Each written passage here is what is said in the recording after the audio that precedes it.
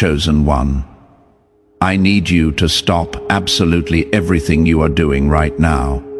I don't care if you are tired. I don't care if you think you have heard it all. What I am about to reveal to you requires every ounce of your attention, because this is not a casual message. This is a confrontation with the truth of what you really are after everything you have been through, because something changed in you. Something that not even you have finished understanding. Something that the people around you have begun to notice even though they cannot explain it. Something that even spiritual forces have detected, and they are responding in ways you are going to understand perfectly before this message ends. You didn't just survive what should have destroyed you. You came back from that with a power you didn't have before.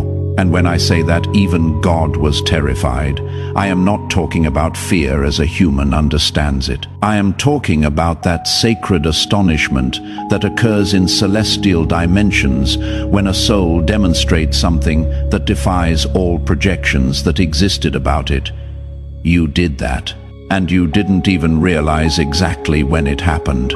Subscribe to this channel right now and activate all notifications, because what I am going to reveal to you about the transformation that occurred within you while you thought you were just suffering is going to permanently change how you understand every trial you faced and every dark night you crossed alone. Stay until the end, because I am going to show you exactly what kind of power awakened in you.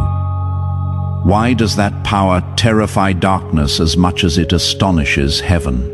And what does this mean for absolutely everything that is coming into your life? Write 777 in the comments if you feel that something inside you changed irreversibly, as if you had crossed a threshold from which there is no return. Chapter 1. The destruction that wasn't destruction. I need to take you back to a period of your life that you would probably prefer to forget.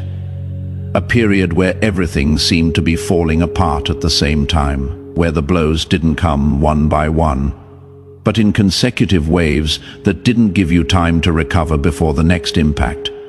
You know exactly what I am talking about. There was a moment, or perhaps several moments in a row, where you genuinely asked yourself how much more you could bear. Where the pressure was so intense that you could feel it physically in your body. Where exhaustion wasn't just mental or emotional, but something that penetrated to your bones. Losses you didn't expect. Betrayals from people you never imagined would fail you. Doors that closed without explanation.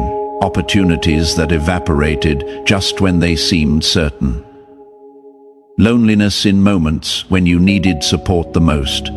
And the hardest thing of all, the feeling that God Himself had abandoned you. Because let's be honest, there were moments where you prayed and the heavens seemed like bronze, where you asked for answers and only received silence. Where you looked for signs and found nothing to indicate that all this had any purpose. I am going to tell you something that perhaps no one has explained to you correctly. That period was not an accident. It wasn't bad luck. It wasn't divine punishment for something you did wrong. It was a forging process, and the difference between forging and destruction is something you can only understand after having gone through the fire. When a blacksmith wants to create a sword of true quality, he doesn't work with cold metal. He has to introduce that metal to extreme temperatures. He has to strike it repeatedly. He has to bend it. He has to subject it to pressures that would seem destructive to anyone who doesn't understand the process. But the blacksmith knows something the metal doesn't know while it is being struck. He knows that each strike is eliminating impurities. Each moment in the fire is reorganizing the molecular structure. Each bend is increasing resistance. What seems like destruction is actually refinement. You were subjected to that process, not because God wanted to see you suffer, not because the universe had something against you, but because what was destined to emerge from you required a purification that only extreme fire could achieve. Think about this carefully. Before that dark period, there were things in you that limited you, even though you didn't know it. Fears that kept you small, attachments to people or situations that blocked your true path. Beliefs about yourself that didn't correspond with your true potential. Comforts that kept you stagnant. The fire burned all of that. Not in a gentle way, not in a comfortable way, but effectively. And what remained after everything that could be burned was burned is exactly what you are now. Something that cannot be destroyed because it already went through destruction and survived. Chapter 2. What was being forged while you thought you were dying, while you were going through that dark season, while each day seemed harder than the previous one? Something was happening inside you that completely escaped your conscious perception. Your soul was being rebuilt, not repaired, not patched. Rebuilt from the foundations with completely different materials. Let me explain how this works in terms you can understand. When a building has deep structural problems, it is not enough to paint the walls or change the furniture. Sometimes the only solution is to demolish down to the foundations and build again with a completely different architecture. That is what was happening with you. Your old structure, your old way of processing life, your old identity had built-in limitations that would have prevented what you are destined to manifest. No matter how much effort you put in, that old structure simply couldn't support the weight of your true purpose. Then came the demolition. And while you experienced that as loss, as pain, as apparent senseless destruction, celestial architects were working on the blueprints for something completely new. Each tear you shed was dissolving old foundations that needed to disappear. Each sleepless night was reconfiguring mental patterns that kept you trapped in lesser versions of yourself. Each betrayal was cutting ties with people who would have been obstacles at your next level. Each closed door was redirecting your energy toward directions that your conscious mind couldn't see, but your soul knew perfectly. I am not romanticizing your pain. I am not saying it was easy or that it should have been like that. I am explaining to you what was really happening, so you can finally make sense of what seemed to have none. Because here is the truth that few understand about the chosen ones. The level of fire to which you are subjected is directly proportional to the level of power you are destined to carry. Think about the most transformative figures in spiritual history. Job lost absolutely everything. His possessions, his children, his health, the respect of his community, even his wife told him to curse God and die. He went through a devastation so complete that he became synonymous with extreme suffering. But Job wasn't destroyed by that. Job was forged by that. And what emerged afterward was someone who received double of everything he had lost, plus something much more valuable. An understanding of God that only comes through having traversed the depths.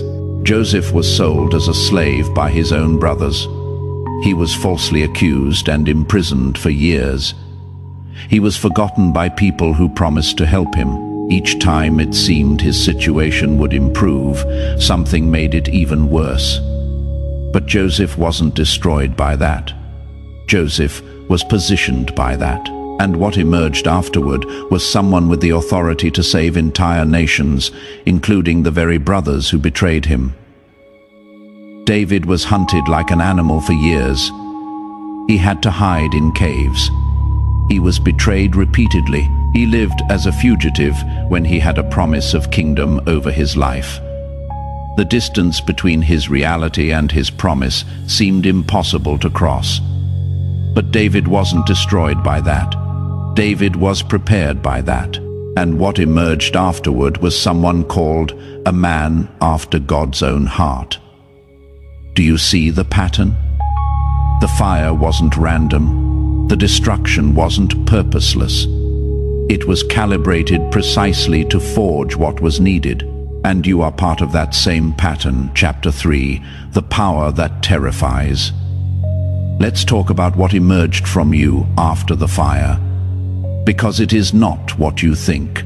It is not just that you became stronger. It is not just that you developed resilience. It is something much deeper and more significant. You developed access to frequencies of existence that aren't available to those who haven't gone through what you went through. Let me explain this in practical terms. Before the fire, there were dimensions of reality you couldn't perceive, spiritual dynamics you couldn't detect, patterns you couldn't recognize, truths you couldn't access. Not because you were incapable, but because your system wasn't calibrated to those frequencies. It is like a radio that can only tune into certain stations because that is how it was built. But the fire recalibrated you.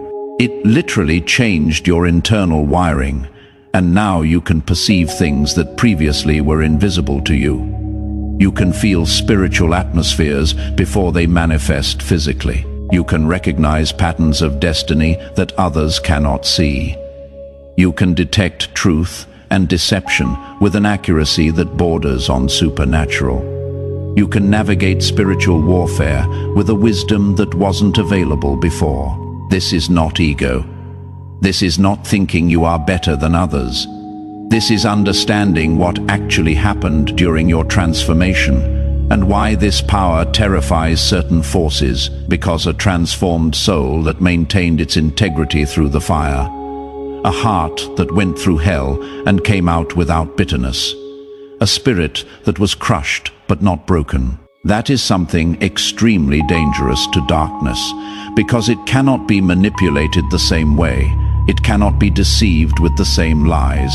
It cannot be controlled with the same fears. The old tactics don't work on someone who already survived what should have destroyed them. Think about what this means.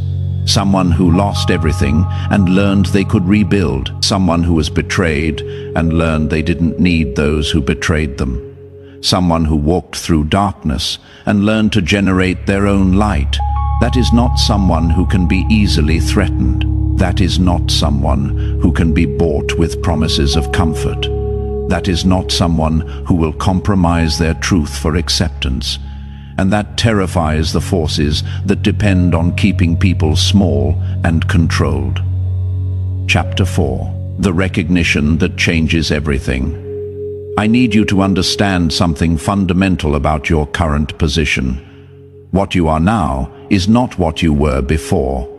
And this isn't just poetic language or motivational talk. This is literal spiritual reality. In celestial dimensions, there are classifications, categories of souls according to their development level and demonstrated capacity before the fire.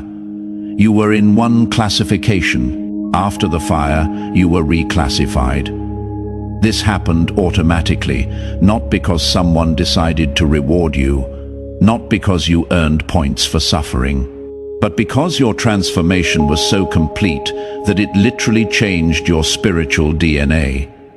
It is like someone who goes from being a student to being a doctor. It is not just a title change. It is a fundamental transformation in capacity and authority. And just as a doctor has access to areas and information that a student doesn't, your new classification gives you access to dimensions of reality that weren't available before. But here is what most don't understand. With new classification comes new visibility. You are on radars now that you weren't on before. Both heaven and hell are watching you differently. Heaven because it is preparing assignments that match your new capacity. Hell because it recognizes a threat it needs to neutralize. This explains a lot of what you have probably been experiencing lately. Strange resistance in areas that used to be simple. Intensified spiritual attacks when you are on the verge of breakthrough. Unusual levels of opposition to things that should be straightforward.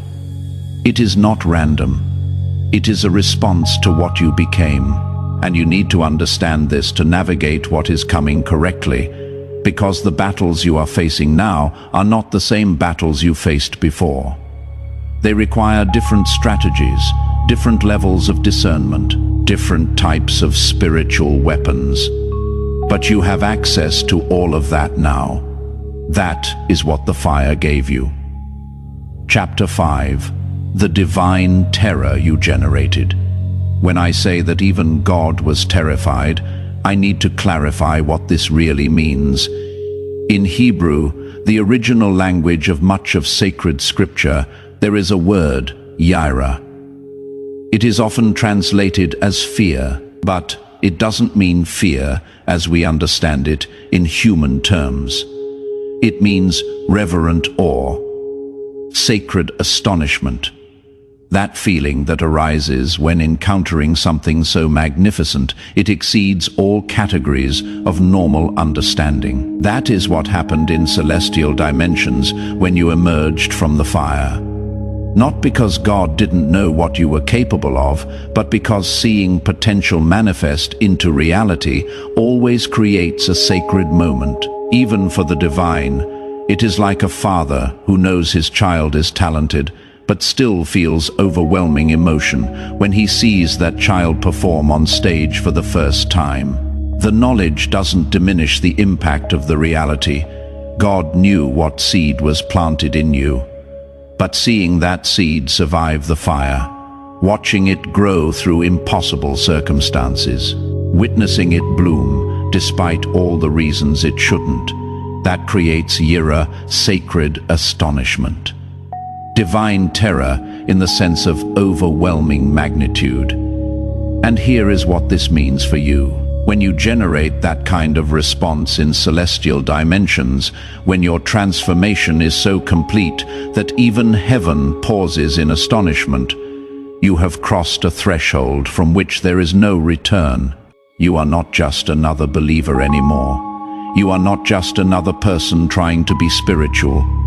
You have become evidence, living proof of what is possible when a soul refuses to be destroyed by what should destroy it. And that evidence carries a weight that affects reality around you differently than before. Chapter 6. The responsibility of the transformed. With this power comes something most people don't talk about. Responsibility, not in the sense of burden or obligation that drains you, but in the sense of sacred stewardship of what was forged in you. You cannot use this power casually. You cannot deploy it carelessly. You cannot waste it on petty things because it was purchased at a cost too high to be squandered. Every tear you cried during the fire, every night you survived that you didn't think you would, every betrayal you endured without becoming bitter, every loss you absorbed without losing yourself. All of that has value, immense value. And what emerged from all of that must be handled with corresponding care. This doesn't mean you cannot make mistakes. This doesn't mean you have to be perfect. It means you need to be conscious, intentional, deliberate with how you deploy what you became. Some will try to manipulate you using this responsibility. They will try to make you feel guilty for having boundaries. They will try to make you feel selfish for protecting your energy. They will try to make you feel obligated to everyone who asks anything of you. Don't fall for this. Sacred responsibility is not the same as being everyone's savior.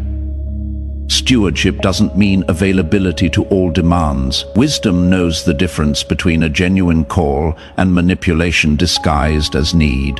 You don't owe everyone access to what the fire created in you. You owe discernment about where and how that power is deployed. And sometimes the most responsible thing you can do is say no to what doesn't align with your true assignment. Chapter 7. The attacks that are coming. I need to prepare you for something. The opposition you are going to face now is different from anything you have faced before. Before the fire, attacks were designed to destroy you. Now that they know They cannot destroy you. The strategy changed.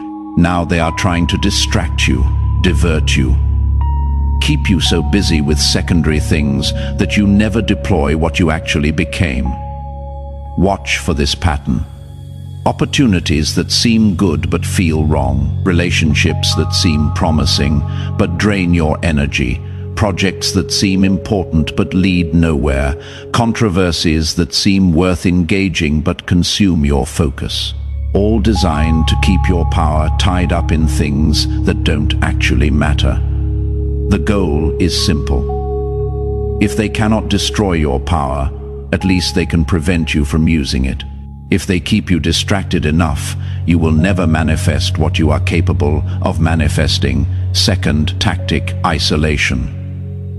They are going to try to convince you that nobody understands you, that you are alone in this, that your transformation has separated you from everyone else in ways that cannot be reconciled.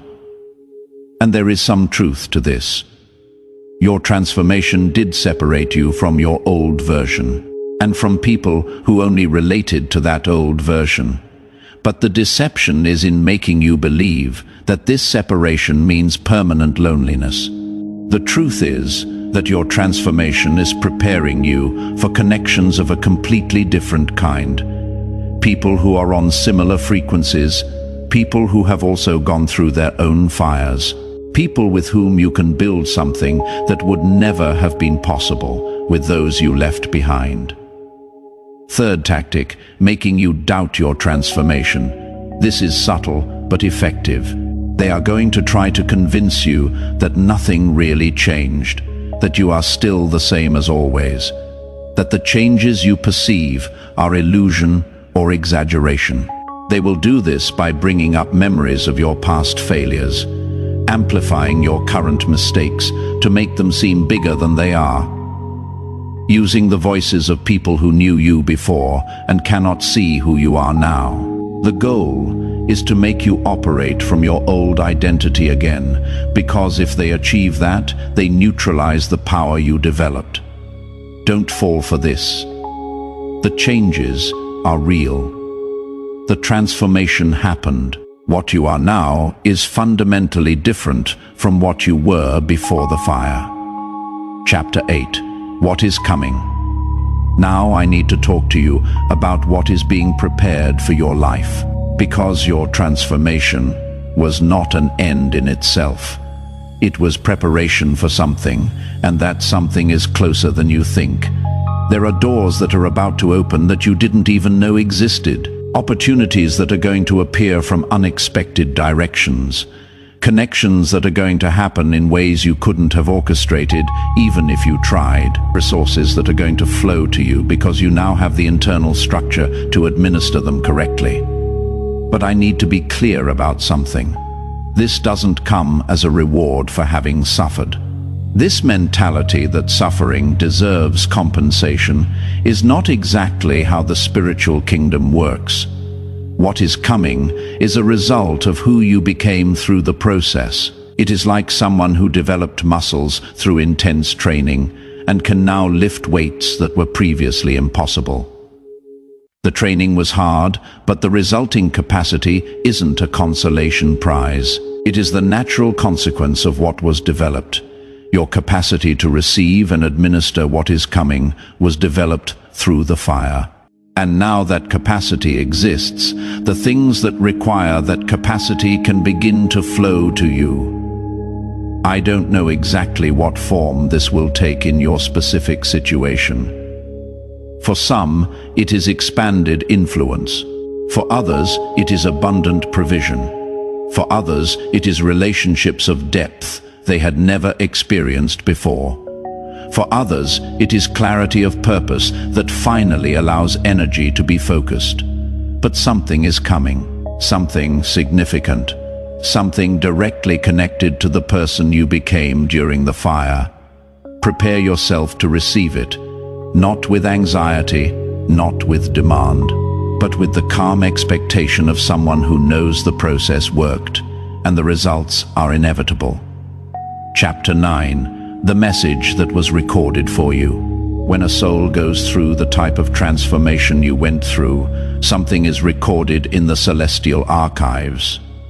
Not in all cases, only in those where the response to the fire was extraordinary.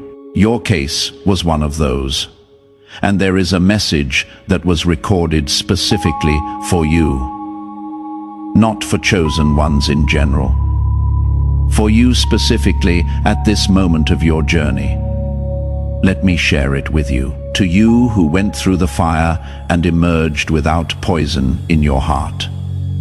To you who had every right to become bitter but chose not to. To you who could have justified any darkness but maintained your light. What you did not go unnoticed. Every moment where you chose not to respond with the same energy you received was recorded. Every night where you could have cursed your situation, but instead sought to understand, it was observed. Every opportunity for resentment that you rejected was documented.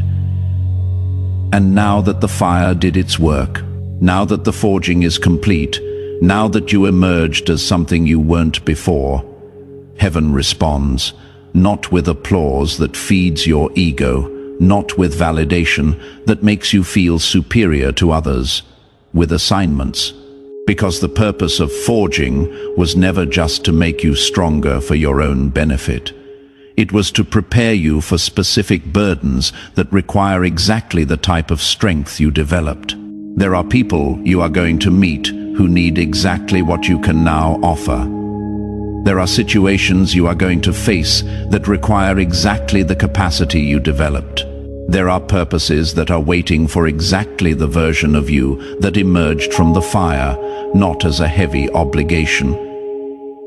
As a sacred privilege, because not just anyone can do what you can now do. Not just anyone went through what you went through. Not just anyone paid the price you paid to be where you are now. Walk forward knowing this. You are not the same. You cannot go back to being who you were before. And you wouldn't want to, even if you could. What you are now is exactly what is needed for what is coming. And what is coming is exactly what you were forged for.